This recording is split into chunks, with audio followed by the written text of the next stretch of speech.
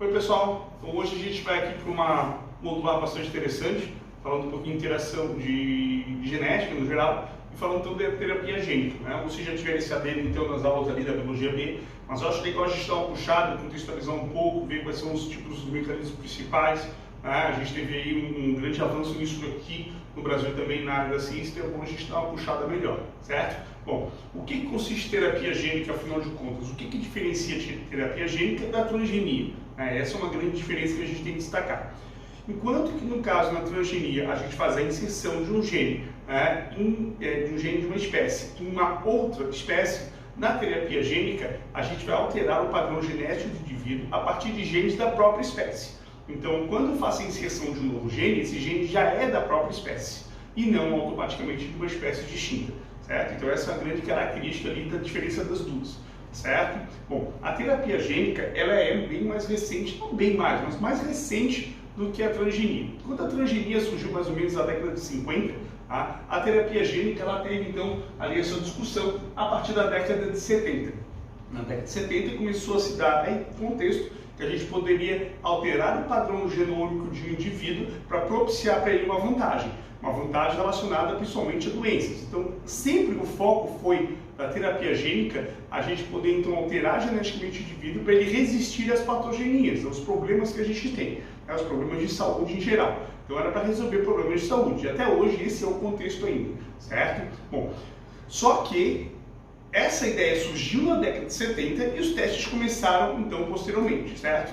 Esses testes que se iniciaram, eles inicialmente então começaram com células isoladas, como é o trabalho inicial. Mas a partir da década de 90 a gente começou a fazer esse trabalho também já em população humana. Na década de 90 foram os primeiros testes com humanos, foram em meninas de mais ou menos 4 ou 5 anos de idade, principalmente uma de 4 anos, e essa menina ela tinha ADA, que é aquele distúrbio aminotrófico bastante grave. Então, esse tipo de tratamento para essa doença degenerativa se iniciou com um teste naquele período. Naquela época, ele teve um resultado bastante interessante, bastante propício. Porém, teve um problema também, porque naquele período o medicamento produzido para esse tipo de combate, ele estava no seu máximo de eficiência, ou seja, a gente tinha acabado de produzir um medicamento extremamente eficiente para esse tipo de tratamento. Então, não se sabia que seria era o medicamento ou, no caso, a terapia gênica que tinha surtido efeito. Na década de 90 ainda fizeram alguns testes para hemofilia e tivemos um problema sério nessa situação. Foram 10 crianças que foram testadas para hemofilia do tipo 1, acho. Hemofilia em geral, mas foi no caso da hemofilia. E o problema é que dessas 10 crianças, 2 desenvolveram câncer. Desenvolveram então ali a leucemia e uma acabou entrando em óbito. Então foi um problema bastante sério. O que aconteceu? Qual foi a falha naquele período? Faltava então uma informação que chegou no final da década de 90, que foi o quê? Foi o Projeto Genoma. Com o Projeto Genoma a gente conseguiu inserir então agora os genes no seu ponto específico, no seu local pré-determinado e não cometer erros, por exemplo, colocando essa inserção de material numa sequência que a gente achava que não tinha muita função, que era aquela região, por exemplo, ali de controles chamados proto-oncogenes, que controlam o processo então mutagênico. Então foi bastante importante essa descoberta no genoma para a gente remediar esse tipo de situação, que hoje a gente consegue controlar muito bem, certo? Bom, mas como é que foi feito então esse tipo de tratamento? Qual era o primeiro tipo de mecanismo para isso? Então a gente começa primeiro com o mecanismo de inserção. Existem alguns mecanismos químicos de inserção, mas o mais utilizado tranquilamente são os chamados agentes biológicos. A gente pode usar bactérias infecciosas controladas geneticamente, claro, mas nós temos então aqui alguns seres que são mais tradicionais, que são os vírus, certo? Então a gente costuma trabalhar com a inserção do vírus. O que a gente faz? A gente cria então o chamado vetor. Então o vetor é aquele que transmite, aquele que transporta. Esse vetor então ele vai estar incluído dentro dele do gene que a gente quer. Então com isso ele vai ser inserido em um conjunto de células, onde ele vai contaminá-las, vai fazer a inserção então desse novo gene e aí automaticamente ele é inserido na pessoa novamente. Certo? A gente vai ver essa questão do in vitro e in vivo daqui a pouco. Mas você trabalha com método vetorial. Tem 2 tipos de vírus que são mais tradicionalmente trabalhados nessa área. Nós temos então aqui o DNA vírus e os retrovírus. Ambos apresentam o chamado ciclo lisogênico, onde eles conseguem inserir o seu gene dentro do DNA da célula hospedeira. Então, por isso é importante esse tipo de vírus para poder fazer esse tipo de inserção. Obviamente, são vírus fabricados no laboratório, baseados em vírus já pré-existentes, né? Mas com certeza sem a sua patogenidade, sem a sua nocividade para a espécie humana. A gente retira aqueles genes que a gente não quer que cause problemas para a população, óbvio. Vou usar aqui o vírus do HIV para poder passar um gene bom, mas a pessoa vai ficar com HIV. Bom, aí não me adianta nada, né? Então existe esse remolde no vírus que é fabricado praticamente no laboratório. Tá? Agora, a gente também tem aqui as chamadas partículas biológicas. O problema das partículas biológicas em relação aos vírus é que elas têm o problema de serem caras. Tem que fabricar elas e existe um gasto bastante elevado para a sua fabricação. Enquanto que os vírus já têm praticamente pronto, só falta alguns genes e está resolvido. Então o valor é muito problemático nesse sentido, mas ela é particularmente eficiente. Olha só a estrutura dela. Na verdade, ela é um lipossomo, tá? Ou seja, um conjunto de bicamada lipídica bem funcional circulando no meio líquido, tá? Com proteínas transmembranas inseridas e também com glicocálides. O glicocálide de reconhecimento específico e consegue fazer a inserção dessa estrutura diretamente numa célula que eu já pré-determino. É muito importante essas partículas. Vírus também são eficientes, mas elas são mais ainda quando a gente fala de tumores encefálicos. Tumores encefálicos, eles são cirurgicamente removíveis se eles forem superficiais, na região cortical. Mas na região medular é muito difícil de retirar, porque é na parte interna do encéfalo. Então se usa essas partículas para chegar lá, ou ação viral. E as partículas são extremamente eficientes, mas bastante caras, esse é um problema. E ali dentro a gente vai ter o DNA que vai fazer a recombinação, certo? Então esse é o vetor, é o mecanismo com o qual a gente transporta para chegar lá, certo? Agora, além do DNA, o que é carregado ali para dentro? Então a gente tem ali o que é inserido. Primeiro, então, nós temos o chamado gene sadio. O que é o gene sadio, afinal de contas? É o que eu quero alterar. A gente pode fazer inserção de um gene e não fazer retirada do outro, ou a gente pode ainda promover o recorte de um gene que eu não quero para a inserção de um outro gene também, certo? Então, a gente pode também, muitas vezes, aumentar o número de um gene, propiciando, então, uma defesa mais eficiente, por exemplo, no sistema imunológico, com a produção excessiva de uma substância. Existe uma ideia, por exemplo, que a gente pode promover o gene que produza mais, por exemplo, serotonina e endorfinas, né? E isso pode remediar alguns tipos de problemas ali, quanto a problemas degenerativos do sistema nervoso, como Parkinson, Alzheimer. Então a gente pode estimular essa produção excessiva desses neurotransmissores e remediar problemas neurológicos. Então é uma intenção bem interessante para problemas degenerativos. Mas voltando para o foco aqui, então a gente fala dessa inserção do gene sadio em si. Depois a gente também tem que ter a região promotora. Por quê? Não adianta tu ingerir um gene se não existe um estímulo para que ele possa ser ativado. A região promotora está aí.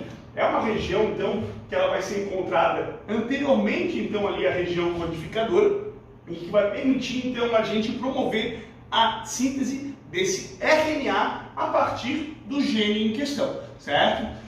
A região promotora a gente tem duas principais, que temos a Tata Box e a Cat Box. O que é a Tata Box? A gente tem uma sequência de T-A no DNA, né? Timina, adenina, timina, adenina. Geralmente é seguida ainda por umas 3, 4 adeninas, ou até uma sequência maior. Tá? E essa região promotora, ela está mais ou menos 30 bases nitrogenadas anterior ao gene. Então tu tem ali a Tata Box, depois tu tem 30 mais ali nucleotídeos para chegar no gene em questão. Já o Cat Box, né? Ele vai ter então a citocina, adenina, adenina, citocina como região que estimula essa codificação do gene, né? essa transcrição do gene, e ela tem ali uma distância de 80 bases, certo? Então, essas duas regiões são as principais regiões codificadoras desse mecanismo, onde elas são estimuladas e a partir daqui a gente consegue fazer essa transcrição, certo? Então, muito importante, a gente tem aqui os fatores de transcrição que vão interagir então aqui com essa região que é a região então ali da Tata Box, ou seja, a região promotora. A partir daqui a gente vai ter a conexão da RNA polimerase que estimula então essa leitura do gene. Para isso, o gene também tem que ser inserido numa região bem específica, que é a região descondensada. Não adianta a gente tentar ingerir um gene e colocar ele numa região, por exemplo, de condensamento do material. Por exemplo, eu quero promover um tipo de proteção para a minha pele e eu faço a inserção desse gene, esse novo gene, onde eu tenho genes, por exemplo, para os olhos. Pô, esse material está desativado na minha pele, eu não quero um olho nascendo no meu braço. Então eu desativo essa parte ali e não me adianta inserir esse gene. Então a inserção tem que ser bem pontual. Por isso a importância do projeto Genoma, de conseguir mostrar para a gente então o local específico onde a gente poderia inserir o gene e onde ele não causaria problemas ali com uma forma ativa no corpo, certo? Bom, outra coisa que vai ser inserida vai ser então o CRISPR-Cas9. Mas o que é o CRISPR-Cas9 afinal de contas? Né? A gente tem que entender que existem dois tipos de moléculas aqui, o CRISPR e o Cas9. O CRISPR é uma sequência de RNA, tá? De alta repetição, que consegue fazer a leitura de sequências específicas do DNA. Tá? Então essa é a função dele. O que acontece então? Ele vai fazer a leitura dessa parte e depois que ele faz a leitura, ele faz a quebra. Com essa quebra, esse ponto de fissão permite a inserção de um gene já pré-determinado com a sequência de ligamento. Então esse gene, esse fragmento DNA, que na verdade não é só o gene, como eu falei antes, é também formado pela região promotora, ele vai ter nas suas extremidades um ponto de conexão para se ligar exatamente nesse ponto de quebra. Tá? Existe, claro, um porém nesse problema. Né? O porém é qual? É que dependendo do jeito que é inserido esse material na célula, existe uma aleatoriedade se ele vai se ligar ou não nesse material. Por isso, o mecanismo vetorial é extremamente importante, porque os vetores conseguem enfatizar isso e colocar o material genético com mais certeza dentro do DNA da célula. Então, por isso a forma vetorial é extremamente importante para essa inserção, certo? Então, o CRISPR ele quebra essas sequências. Agora, a enzima de restrição também não faz a mesma coisa? Então, por que eu não uso a enzima de restrição e uso o CRISPR? Na verdade, o problema da enzima de restrição para o CRISPR é a sequência de leitura. Enquanto que uma enzima de restrição, ela geralmente lê em torno de mais ou menos 10, 15 bases em uma sequência específica, tá? O CRISPR ele lê em sequência de centenas de bases. Tá? Então o que acontece? A chance de tu ler a mesma sequência do CRISPR é muito menor do que eu ler de novo a mesma sequência da enzima de restrição. Por exemplo, vamos dizer que a enzima de restrição ela acha tal sequência. E essa sequência no DNA da célula, ela se repita, por exemplo, em 50, 100 vezes. E é possível isso acontecer. Então eu vou ter 50, 100 cortes de material. Meu material vai ficar todo fragmentado. E eu posso, dessa maneira, aumentar a chance de eu cortar material genético importante. E aí é um problema, então, da gente usar a enzima de restrição. Já no caso, então, no CRISPR, né, o que acontece? Ele tem uma sequência maior. A Cas9, que é a enzima de quebra, ela vai conseguir quebrar em sequências não tão encontradas. Por exemplo, enquanto uma foi de 50, o CRISPR geralmente é de 2, 3. E aí, automaticamente, ele só vai fazer 2 ou 3 pontos de quebra, certo? Porém, 2 ou 3 pontos de quebra não são 1. Então, tu vai quebrar naquele ponto que tu queria, mas tu vai quebrar em 2 outros pontos, por exemplo, 1 ou 2 pontos que não era o que tu pretendia. Aí vem a importância de saber onde está sendo quebrado. Porque se ele quebrar no material genético, que é, por exemplo, um material genético em condensação, então não vai interferir, porque eu tenho um DNA que não transcreve naquela célula. Mas se por acaso ele cortar esse material no mecanismo de eucromatina, na sua forma ativa, isso pode acarretar problemas. Então por isso que a melhor maneira para a gente trabalhar com esse material é nas células in vitro. Por que nas células in vitro? As células in vitro elas são formadas então em um ambiente de criação, ou seja, um ambiente de estufa, né, um ambiente sintético, onde depois que a gente faz a inserção desse material, vamos promover a sua multiplicação e ver quais são os efeitos que vão ter nessa célula. Ou seja, eu insiro o CRISPR e dessa maneira eu vou ver o que pode acontecer ou não com esse material. Essa é a vantagem. Se por acaso esse corte a mais danificar uma área que é transcrissora de uma informação importante, esse meu teste mostrou que eu não posso usar esse CRISPR dessa maneira. Então eu não posso fazer esse tratamento específico. Então para isso a gente tem que usar o quê? Tem que usar outro tipo de mecanismo. Então a gente precisa desses testes no laboratório.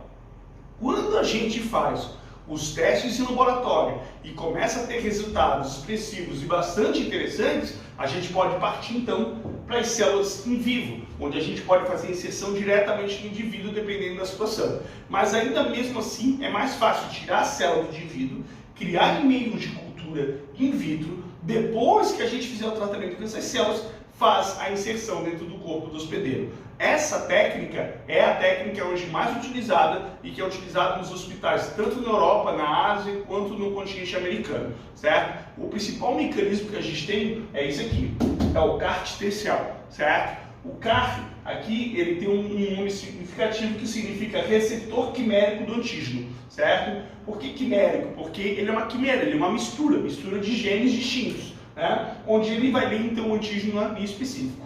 Tá? T é porque são as células T. As células T são as células de defesa do sistema imune. Então, o que a gente costuma fazer aqui nessa situação?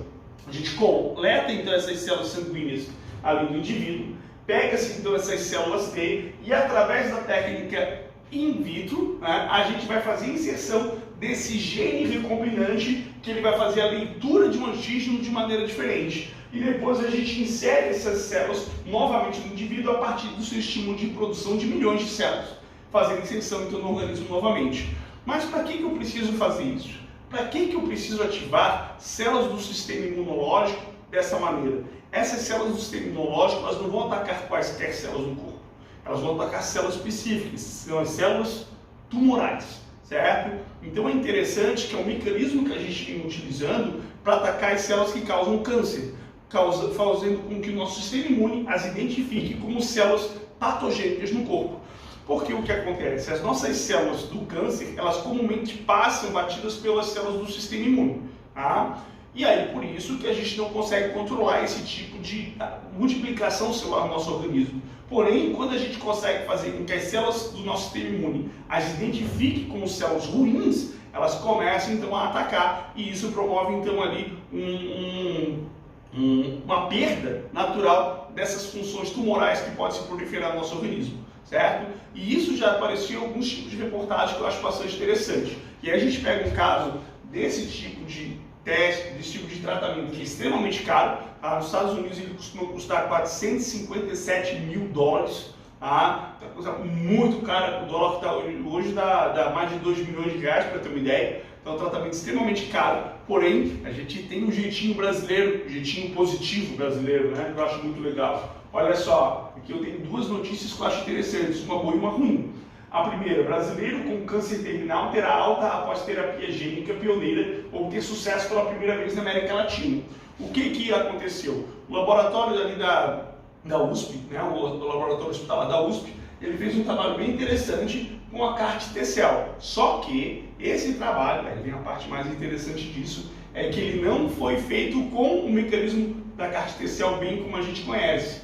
Tiveram algumas modificações que baratearam bastante o custo. Se eu não me engano, o custo feito pela USP foi na casa de mais ou menos 50 mil reais. Pessoal, a gente está falando de um tratamento de 2 milhões de reais, claro, por causa do dólar está bem mais alto, mas 2 milhões de reais, tá? Para um tratamento que está custando aqui no Brasil mais ou menos 50 mil reais. Então é muito, muito mais barato e viável de ser inserido no SUS de forma gratuita. Então esse tipo de tratamento está em fase de testes ainda, a gente tem que colocar isso na cabeça, a gente precisa de mais testes para ver se pode ser liberado, mas quem sabe a gente pode ter tratamento de forma extremamente eficiente. Esse indivíduo que foi tratado não foi qualquer indivíduo, ele era um indivíduo com câncer terminal, ou seja, já estava em estado de metástase, se espalhando pelo corpo a doença, um estado muito mais grave. A gente vê a importância desse tipo de tratamento que foi feito, certo? Então a gente vê ali um grande ganho quanto ao combate de umas doenças mais agressivas que a gente tem na população humana. Tá? Claro que também temos o revés aqui. O revés entra aqui.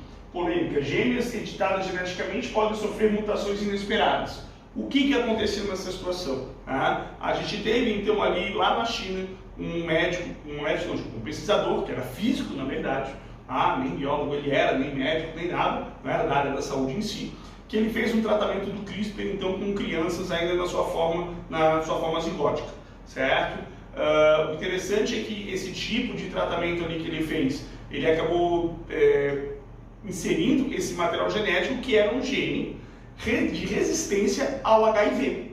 Então foi bastante interessante e a intenção, eu acredito, foi muito válida. Porém, a gente não teve o quê? Uma passagem em células in vitro, foi inserida diretamente em vivo, ou seja, ele não viu primeiro os efeitos que o CRISPR podia causar no corpo com a inserção desse gene. Não se sabe quais foram os pontos de corte e onde esses pontos de corte vão poder se desenvolver. Para piorar a situação, ele fez isso na sua forma zigótica, ou seja, ele não tinha como saber o que vai ser hétero ou eucromatina, o que vai ser gene ativo e gene inativo. Então ele não sabe onde foi cortado. E mesmo que ele tenha achado que esse gene não teria funcionalidade onde foi cortada a outra porção, eles não sabiam qual tipo de célula que vai ser transformada nesse material e o que ela vai poder se promover. Então, existe uma grande possibilidade de problemas mutacionais que podem fazer com que características humanas não se desenvolvam e possam até causar um problema bastante sério para essas crianças, tá? E até posteriormente a morte. Então, é um problema sério da gente saber trabalhar com esses passos direitinho e aquela coisa de não pular etapas durante a metodologia científica. Não adianta, a gente não vai fazer descobertas tentando acelerar a ciência. A ciência tem a sua velocidade, né? E a gente tem que seguir essa sequência, senão pode complicar tudo, certo? Bom, dando esse apanhado então do que é a terapia gênica, a gente pode dar uma olhada em algumas questões. Ó. Essa questão do Unicamp é bem interessante. A prestigiada revista Science elegeu um dos principais avanços científicos de 2017, um caso de terapia gênica em crianças portadoras de atrofia muscular espinhal do tipo 1, uma doença genética característica pela atrofia progressiva dos músculos esqueléticos e morte precoce antes dos 2 anos de idade. A doença é causada por um gene defeituoso que deixa de codificar uma proteína essencial para o funcionamento dos neurônios. No estudo, vírus não patogênicos que continham uma cópia normal do gene em questão foram injetados em 15 crianças doentes. As crianças tratadas sobreviveram além dos 2 anos e apresentaram melhoria na capacidade de movimento. Que bom, a gente vê eficiência disso aí. A cidade alternativa que preenche corretamente as lacunas na frase a seguir. Isso é típico de questão de São Paulo, da Unicamp e a FUVEST também utilizam muito esse mecanismo de preencher ali os espaços. Vamos lá então, os vírus injetados nas crianças foram capazes de espaço, restaurando a produção de espaço, que passaram então a controlar adequadamente o terceiro espaço. Vamos ver a alternativa A. Então, o vírus injetado nas crianças foram capazes de atingir a medula óssea, introduzindo nas células-tronco a cópia normal do gene. Bom, célula-tronco é um pouco complicado nesse caso, né? Porque não seriam células-tronco em si, seriam as células somáticas efetivas ali da produção. 2. De neurônios do cérebro, restaurando a produção de neurônios do cérebro, então a gente não vai restaurar a produção dessas células, na verdade. E 3, que passaram então a controlar adequadamente a medula espinhal e, portanto, os músculos. Não, na verdade, é as proteínas essenciais para a formação do neurônio. Vamos lá para B.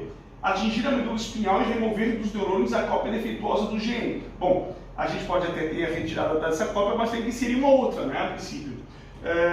E depois restaurando a produção de hormônios, a função não é hormonal, como foi colocado aqui. Né? E 3, a geração de impulsos elétricos e músculos pode interferir, a gente vai pensar de acordo com o resto das alternativas. C. Atingir a medula espinhal e introduzir nos neurônios a cópia normal do gene. Sim, fazendo a inserção do gene sadio. Né?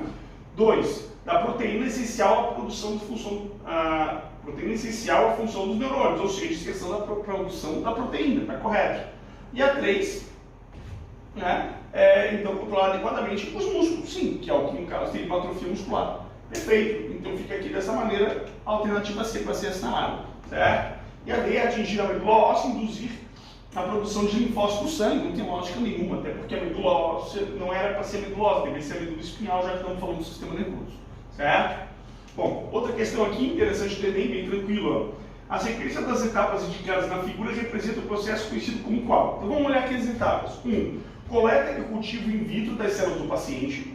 Transdução. Transdução por quê? Porque quando o vírus insere-se um material genético na célula, a gente chama de transdução, né? Como acontece nas bactérias, por exemplo. Então, transdução com vetor carregando o gene terapêutico, perfeito. 3. Seleção e expansão das células com o gene terapêutico, ou seja, estimula sua multiplicação. E, por fim, reintrodução das células modificadas do paciente. Ótimo, que foi o que aconteceu com aquele senhor que foi tratado ali, então, na USP, né? Então, qual é o tipo de tratamento? Obviamente, terapia gênica. E, para a gente finalizar, lição da UI bem interessante também. A terapia gênica consiste na inserção de genes normais humanos em células humanas. Alguns atletas utilizam dessa técnica para inserir em suas células genes que codificam fenótipos atléticos, gerando vantagens esportivas. A técnica é considerada como doping e denominada doping genético.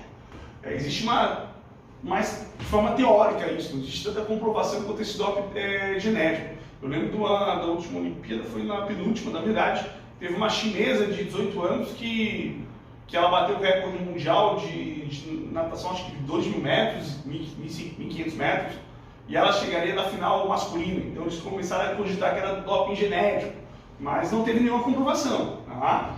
Mas vamos lá então, com base nessas informações e assuntos correlatos, assinale o que for correto. 1. Para se atingir o fenótipo atlético desejado, além da inserção do gene, é necessário o envolvimento de fatores adequados, tais como treinos físicos e nutrição. Óbvio, não adianta, é que nem o pessoal que toma anabolizante e fica sentado no sofá achando que vai ficar bombado. Não é assim, tu tem que fazer o teu treino, né? Não adianta só tu ter o gene para isso. É que nem, por exemplo, tu pode ter o gene que determina a obesidade no teu corpo, mas se tu é uma pessoa com atividade física constante, com boa alimentação, não quer dizer que tu vai ser obeso porque tem um gene que promove isso, certo? Então, tá certo esse item. 2. Para se atingir o fenótipo atlético desejado, além da inserção do gene, é necessário que ocorra a expressão dos genes inseridos. Como a gente falou, tu precisa inserir também a região promotora e numa região específica de cromatina que possa ser transcrito esse gene. Tá certo? 4. Para se atingir o fenótipo atlético desejado, é necessário inserir no genoma do atleta sequências de DNA que codifiquem RNA. Esses serão sintetizados pelas enzimas RNA polimerase e traduzidos pelos ribossomos. Perfeito. Tem que passar pelo todo o mecanismo de transcrição. 8. O doping genético altera tanto o genótipo como o fenótipo do atleta dopado. Vai alterar o seu genótipo? Sim, porque está alterando os seus genes. O fenótipo, com certeza, porque vai gerar o fenótipo que tinha interesse no processo. Então está correto também. Então, 1, 2, 4 e 8 são corretos.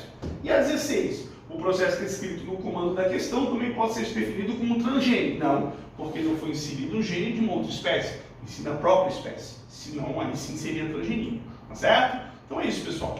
Espero ter ajudado vocês nesse assunto ali e a gente vai se vendo nos próximos aprofundamentos. Um abraço para todo mundo.